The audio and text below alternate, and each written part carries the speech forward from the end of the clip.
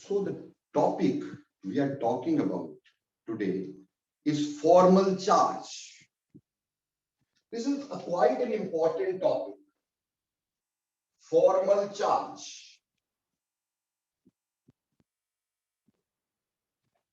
Now, what do you mean by formal charge?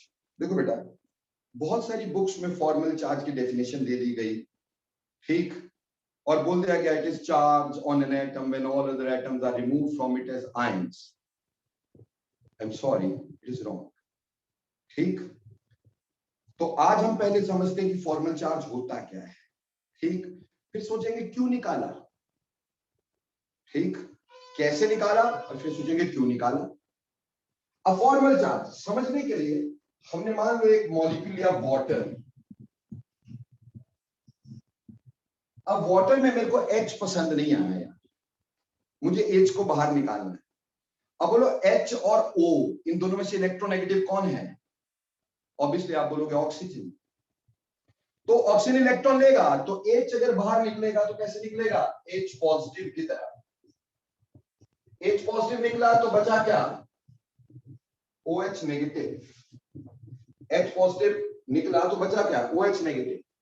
पर मैंने कहा ना मुझे H पॉजिटिव पसंद ही नहीं है, तो मैंने इससे अगला H पॉजिटिव भी निकाल दिया. जब अगला H पॉजिटिव निकाल दिया तो बना O2 negative. So this charge which comes on an atom when all other atoms are removed from it as ions is called as oxidation state. This is not formal charge. क्या बोलोगे? Charge which appears on an atom, appears on an atom when all other atoms are removed from it, removed from it as ions. Charge which appears on an atom when all other atoms are removed from it as ions. ठीक, charge which appears on an atom when all other atoms are removed from it as ions. It is called as formal charge.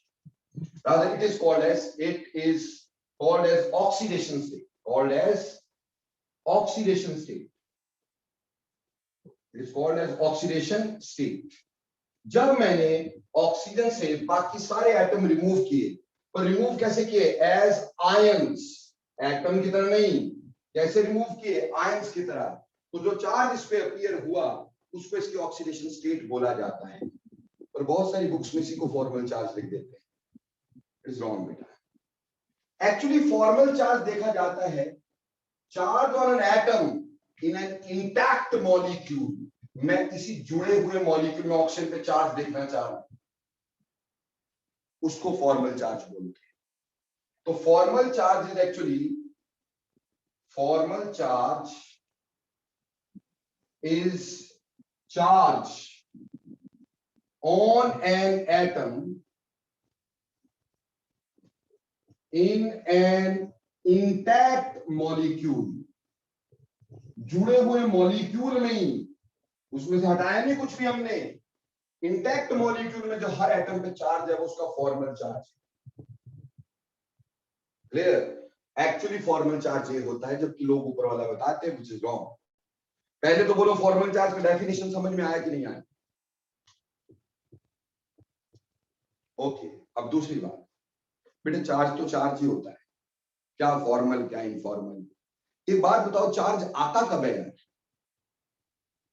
किसी भी चीज पे charge आता कब है? Yes Vedansh, can you tell me, किसी भी चीज पे चार्ज आता कब है? जब इलेक्ट्रॉन्स एक्सचेंज होते हैं. जब इलेक्ट्रॉन दिए या लिए जाते हैं. हमें कैसे पता चलता है? बेटा अगर वैलेंस शेल से इलेक्ट्रॉन बढ़ जाए या वैलेंस शेल से इलेक्ट्रॉन कम हो जाए तभी चार्ज आएगा. अगर वैलेंस शेल से इलेक्ट्रॉन बढ़ गए इसका मतलब प्रोटॉन कम है, इलेक्ट्रॉन ज्यादा है, तो बेटा उस समय चार्ज नेगेटिव आ जाएगा.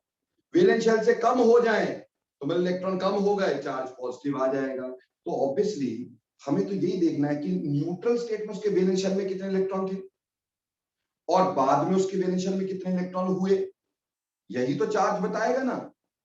इसलिए फॉर्मल चार्ज निकालने का तरीका भी यही है। फॉर्मल चार्ज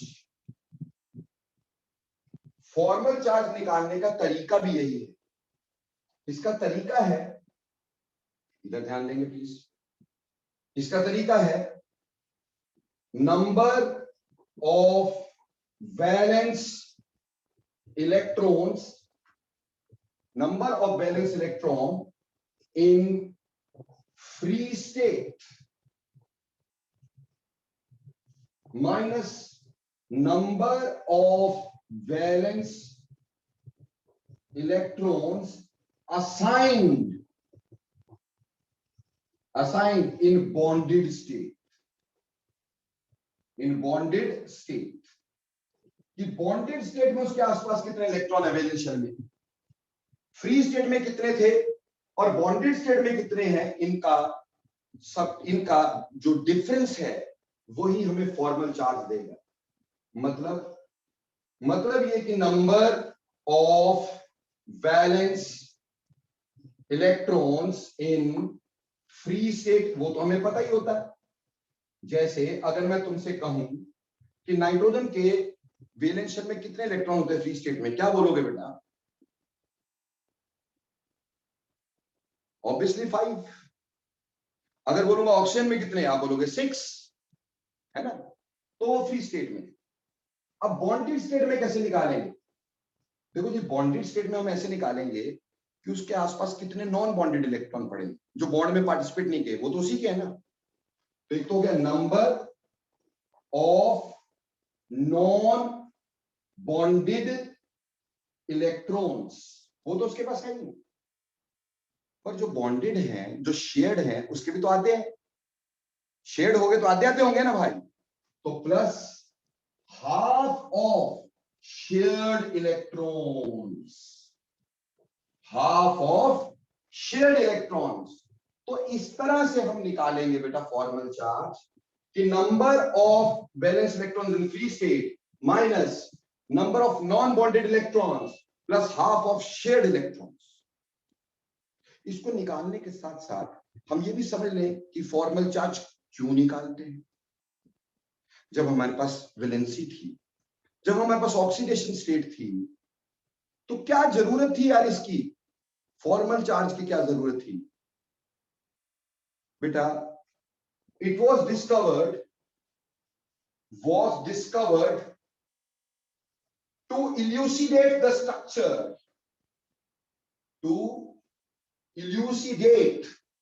द स्ट्रक्चर को बताने के लिए इसको डिस्कवर किया गया था कि कौन सा स्ट्रक्चर बेटर है, इसको बताने के लिए हमने इसको डिस्कवर किया। सर बात कुछ समझ नहीं है, समझाते हैं। सल्फेट जो है ना, सल्फेट को हम दो तरीके से लिख सकते हैं। पुराने जमाने में सल्फेट हम ऐसे लिखा करते,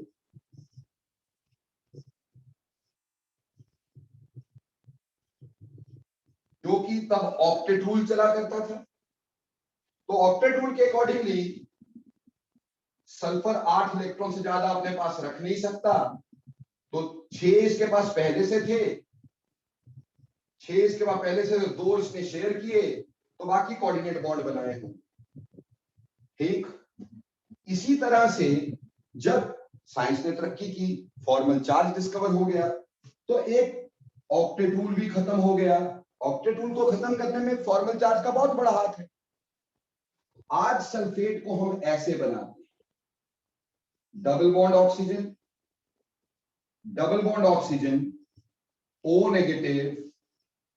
O नेगेटिव।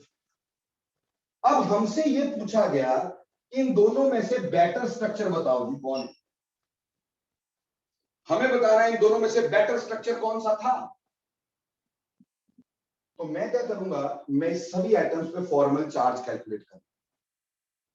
सबसे पहले हम यहां पे सल्फर पे फॉर्मल चार्ज कैलकुलेट करेंगे। सल्फर पे हमने क्या करना है, कैलकुलेट फॉर्मल चार्ज, सल्फर पे कैलकुलेट करेंगे। देखो बेटा, सल्फर के वैलेंस शेल में फ्री स्टेट में कितने इलेक्ट्रॉन होते हैं, जल्दी बोलिए। सल्फर के वैलेंस शेल में फ्री स्टेट में कितने इलेक्ट्रॉन, यस यातिन बिल्कुल सही, 6। तो फ्री स्टेट में हो गए 6 माइनस। बॉन्डेड स्टेट में क्या इसके आसपास कोई अनपेड इलेक्ट्रॉन है कहीं पर, नॉन बॉन्डेड इलेक्ट्रॉन है क्या यहां पर कोई भी, there is no non bonded electron, तो 0 plus half of shared electron, इसके शेड इलेक्ट्रॉन के हाफ, तो शेड कितने, 1 2 3 4 5 6 7 8, देयर आर 8 शेड, क्योंकि कोऑर्डिनेट बॉन्ड है, इसमें से सल्फर ने शेयर किया, ऑक्सीजन ने शेयर नहीं किया है, तो 1 2 3 4 5 6 7 8, तो हाफ इंटू 8, तो बेटे आया 6 माइनस 4, यानी आंसर आ गया 2। तो सल्फर पे यहां जब फॉर्मल चार्ज निकाले बेटा, तो सल्फर का फॉर्मल चार्ज आया +2। बेटे समझ में आया कि नहीं आया, नहीं आया तो घबराने की बात ही नहीं है, क्योंकि अभी हम और चलते हैं आगे। इसी तरह से अब कोऑर्डिनेट बॉन्ड ऑक्सीजन पे निकालेंगे, कोऑर्डिनेट बॉन्ड ऑक्सीजन पे फॉर्मल चार्ज निकालेंगे। पहले तो उसके आसपास हम इलेक्ट्रॉन ना देते हैं, देखो बेटे ऑक्सीजन ने इसके शेयर किए, तो अपने तो उसने शेयर किए नहीं, क्योंकि कोऑर्डिनेट बॉन्ड बना हुआ है। कोऑर्डिनेट बॉन्ड में इलेक्ट्रॉन सिर्फ किसकी तरफ से आ रहे हैं, सल्फर की तरफ से, इसके तो गए ही नहीं। तो कोऑर्डिनेट बॉन्ड ऑक्सीजन पे कैसे देखेंगे, सबसे पहले ये बताओ कि ऑक्सीजन के वैलेंस शेल में कितने इलेक्ट्रॉन होते हैं फ्री स्टेट में, ऑक्सीजन के फ्री स्टेट में कितने, यस शाबाश 6 माइनस। अभी बताओ यहां नॉन बॉन्डेड इलेक्ट्रॉन कितने आए, ये बॉन्डेड नहीं है, 1 2 3 4 5 6, नॉन बॉन्डेड इलेक्ट्रॉन 6।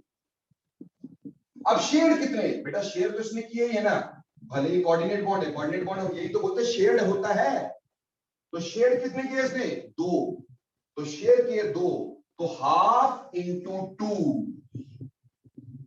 ठीक 2 से कट गया 2, तो 6 माइनस 7, आंसर इज -1।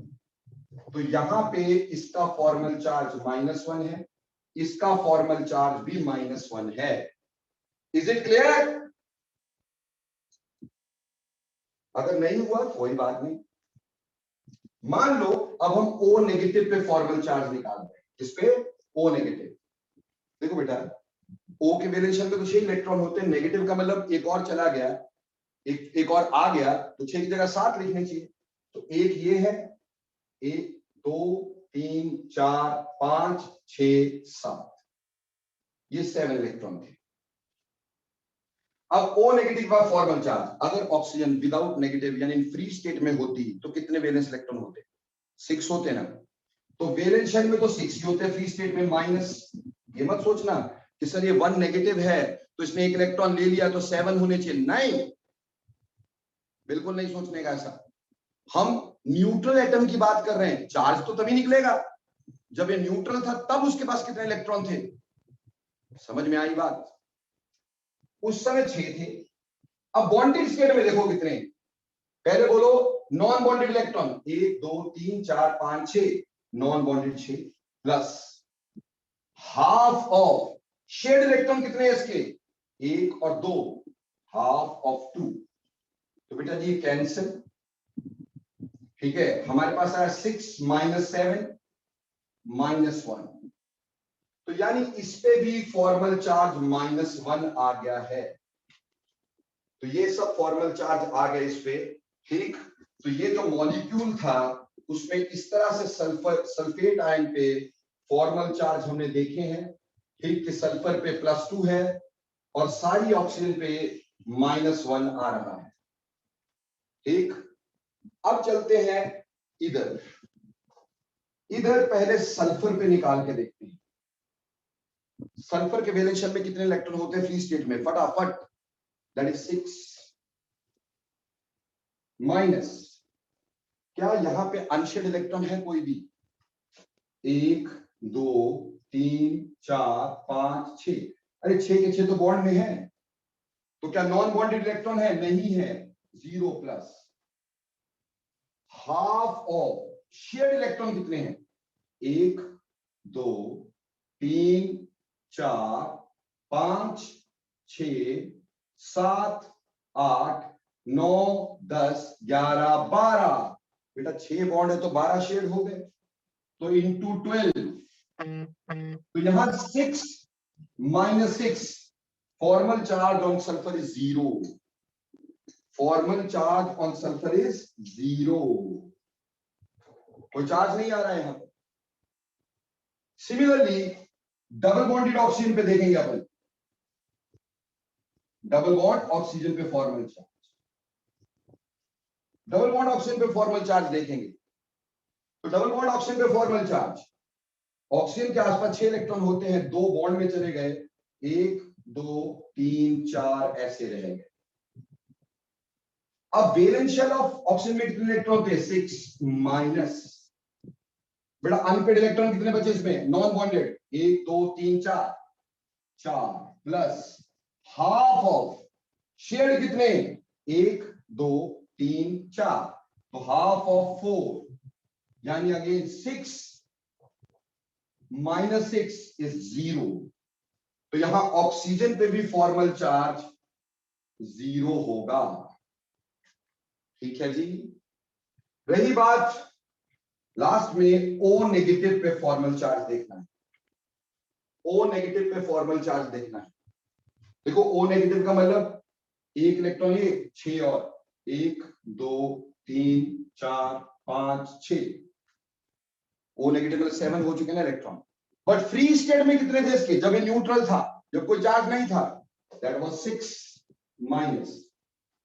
अभी नॉन बॉन्डेड कितने हुए? 1 2 3 4 5 6 प्लस शेयर्ड कितने हुए? 1 2, हाफ इंटू 2, तो 6 minus 7 minus 1. So the formal charge here is -1, here it is -1. So अगर आप ध्यान दोगे तो ये सल्फेट का मॉलिक्यूल था, इसके भी हमने फॉर्मल चार्जेस कैलकुलेट कर लिए। तो सर कैसे पता चला आपको कि बेस्ट कौन सा है? जिसके फॉर्मल चार्ज नियरेस्ट टू 0 होंगे, यानी जहां चार्जेस की सेपरेशन कम से कम होगी। ठीक, formal charges nearest to 0, formal charges nearest to 0 और लेस चार्ज सेपरेशन, यानी पॉजिटिव नेगेटिव चार्ज की सेपरेशन कम से कम हो, यानी पॉजिटिव नेगेटिव चार्ज ना हो। 0 के पास जितना ज्यादा होगा, क्योंकि चार्ज हमेशा क्या करता है? चार्ज हमेशा बेटा अनस्टेबिलिटी कॉज करता है। तो जिसके हमारे पास फॉर्मल चार्जेस 0 के ज्यादा करीब आएंगे, जिसके फॉर्मल चार्जेस 0 के ज्यादा करीब आएंगे, ऑब्वियसली वो मोर स्टेबल स्ट्रक्चर होगा। यहां पे 3 एटम के 0 है, this is more stable, hence आज यही स्ट्रक्चर चलता है सल्फेट का। यहां पे नेगेटिव पॉजिटिव दोनों आ रहे हैं, चार्ज की सेपरेशन है, लेस स्टेबल, इसलिए इसको नहीं लिया जाता। बोलो क्लियर? एक बात सिंपल समझ लेना, फॉर्मल चार्जेस का सम एक्चुअल चार्ज के बराबर होना है। जैसे यहां पे अगर देखोगे minus total formal charges -1 0 0 0 minus, तो टोटल -2 हो गया, तो चार्ज तो सल्फेट पे -2 ही होता है। सिमिलरली यहां देखते हो तो +2 -1 -1 -1 -1, यानी +2 -4, यहां पे -2 आएगा। तो sum of formal charges is always equal to the actual charge. Sum of formal charges is always equal to the actual charge. ठीक, क्लियर? पर जितना वो 0 के करीब होंगे उतना वो बेटर स्ट्रक्चर होगा, जितना फॉर्मल चार्ज 0 से दूर होंगे उतना बैड स्ट्रक्चर होगा। बोलो इज इट क्लियर और नॉट?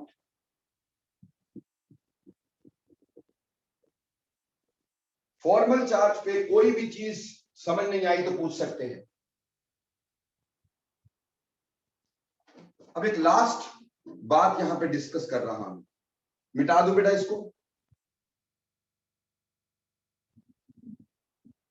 लास्ट बात डिस्कस कर रहा हूं, हमें ना पेपर में एक क्वेश्चन दे दिया। पेपर में क्या क्वेश्चन दिया था, ये पीएमटी में आया था पेपर में बेटा, हमें बोला find the formal charge in PO4 3 negative, ये क्वेश्चन है। Know the problem is this, हमें ये तो बताया ही नहीं यार कि ये फॉर्मल चार्ज फास्फोरस पे पूछा है, ऑक्सीजन पे पूछा है, फिर ऑक्सीजन डबल बॉन्ड भी होगी इसमें ऑक्सीजन नेगेटिव वाली भी होगी, कोऑर्डिनेट भी हो सकता है एक स्ट्रक्चर में, कौन सी वाली पे पूछा, वी वर नॉट श्योर। ऐसे में जब हम श्योर नहीं होते किसके लिए पूछा, जब हमें स्पेसिफाई नहीं किया कि डबल बॉन्ड पे पूछा है, डबल बॉन्ड ऑक्सीजन पे पूछा है, फास्फोरस पे पूछा है, नेगेटिव ऑक्सीजन पे पूछा है, श्योर नहीं किया, तो हम निकालते एवरेज फॉर्मल चार्ज। और वो कैसे निकलता है ध्यान दें। अब यहां पे नेगेटिव चार्ज था, अब फास्फोरस और ऑक्सीजन में से नेगेटिव कौन होगा, ज्यादा इलेक्ट्रोनेगेटिव, दैट इज ऑक्सीजन। तो this negative charge should be on oxygen. अब ये टोटल चार्ज है 3 और ऑक्सीजन टोटल कितने हैं 4, फास्फोरस तो लेना ही नहीं है क्योंकि negative charge must be on oxygen. तो 4 टोटल चार्ज था -3 और टोटल ऑक्सीजन थे 4, तो ये आ गया -75। This is average formal charge. ऐसे निकालते एवरेज फॉर्मल चार्ज अगर हमें बताया ना गया। इसी तरह से कल को मान लो आपको बोला NH4 positive pay formal charge निकालो, अब इसमें पॉजिटिव है, अब इसमें वो जस्ट ध्यान दे ले, इसमें पॉजिटिव है। अब पॉजिटिव चार्ज किस पे होगा, नाइट्रोजन पे कि हाइड्रोजन पे, नाइट्रोजन पे कि हाइड्रोजन पे, पॉजिटिव चार्ज किस पे होगा, अरे हाइड्रोजन पे भाई, जो ज्यादा इलेक्ट्रो पॉजिटिव है। पॉजिटिव उस पे जो ज्यादा इलेक्ट्रो पॉजिटिव है, नेगेटिव उस पे जो ज्यादा इलेक्ट्रोनेगेटिव है। तो बेटा यहाँ हाइड्रोजन पे पॉजिटिव चार्ज होगा, तो positive charge will be on hydrogen. और अगर पॉजिटिव चार्ज हाइड्रोजन पे है, एक ही पॉजिटिव है पर हाइड्रोजन तो 4 है, इसलिए यहां पे एवरेज फॉर्मल चार्ज जो आएगा, एवरेज फॉर्मल चार्ज जो आएगा वो आ जाएगा +1 डिवाइडेड बाय किस पे है, हाइड्रोजन पे। हाइड्रोजन कितने हैं 4 डिवाइडेड बाय 4, आंसर इज +0.25। तो ये एवरेज फॉर्मल चार्ज निकालते हैं अगर हमें ऐसे ना पता हो कि किस एटम पे पूछा है। हाँ, अगर ऐसे पूछ गया हो किस एटम पे है तो वो फिर हम उस हिसाब से निकाल सकते हैं। Now tell me, are you clear about formal charges? Why they are calculated? How they specify the structure stability? What is average formal charge? How it is calculated? उम्मीद करता हूं everything is clear. So thanks a lot for today. मिलते हैं परसों।